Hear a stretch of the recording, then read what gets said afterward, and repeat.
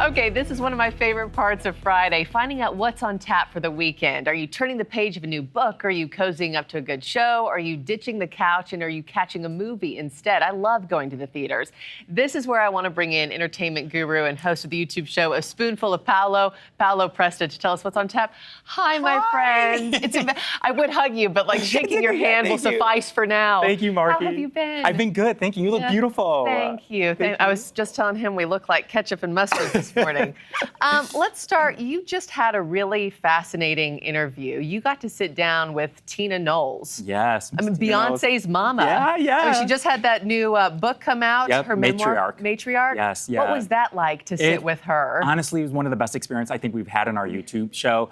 She was so open. She was so beautiful, vulnerable. Her book is so powerful because, you know, for the very first time, she opens up that she had breast cancer. She's never talked about that. But in the book, she talks about how her daughters were there for her. And it's a must read. And she also talks about the music industry and how hard it can be. Like, I remember she telling her daughters that you can be nice, but nice doesn't get you anywhere in this business. And I think there's a clip of her telling me about that, and it's really cool. Yeah, we can play that right now if we can, guys. I'd love to pop that up.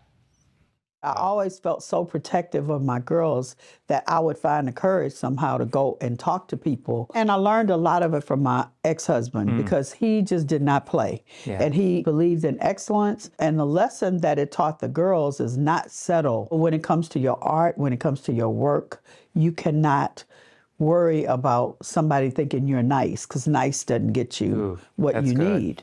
Oh, I feel like she's just full of words of wisdom. Oh, she's been through a lot. Yeah, she's been through a lot growing up in Galveston, Texas, and her story is a must read, really. Well, congratulations on that sit down with Marky. her. It's incredible. For those who want to stay in, which is going to be me this weekend, honestly, because last weekend was jam-packed, the final season of You is now out on Netflix. Yes, Penn Badgley, a lot of them, everyone knows him from Gossip Girls, but this is the fifth and final season.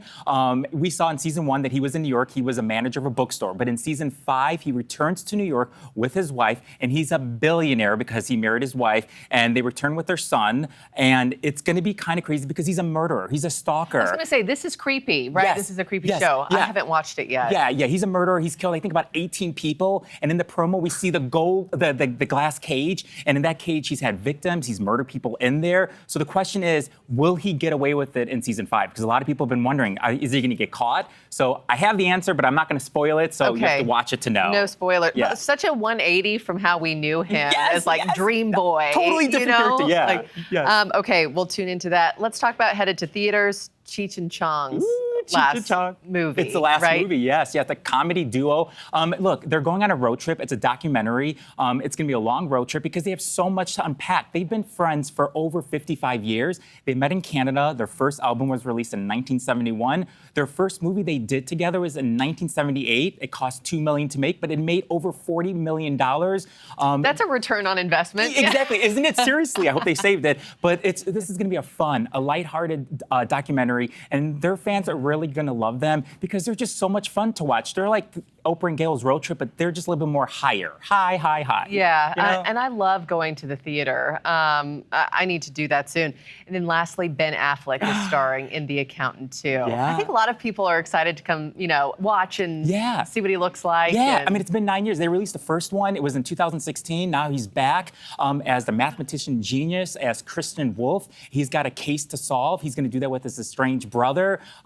It's just going to be very powerful. They say it's not going to be as dark as the first one. This is more comedy humor between the brothers, the siblings. It's him and it's John Berthel. People know him from The Bear. So it's going to be a lot of fun. Yeah, oh my God, so good. Now that we're in Chicago, I know. I love The we always Bear. look when they're taping it in Chicago. I'm like, they're there. Yes, and seeing beauty shots that I now recognize. Yes. Okay, just a few seconds left. What are you watching? What am I watching? I'm watching Handmaid's Tale, RuPaul's Drag Race, which is really, really good. I'm watching reruns of The Brady Bunch because I still watch The Brady Bunch when they're on, and the Golden Girls on TV Land. But yeah, those are just some of the shows that I watch. But there's a lot more list. Yeah, a lot more. I grew up watching The Brady Bunch, Gilligan's Island, and I Dream of Jeannie. Love. Yes. Paolo, you're the best. Oh Thank you so much much, my friend. Please come back. Thank you for having me, soon. Marky. I love you, okay? And happy birthday. Happy birthday. Have a wonderful birthday weekend with you and your loved ones. Okay, everybody, that does it for me on Morning in America. News Nation Live with Marnie Hughes is up next. I'll see you back here on Monday. Thank you.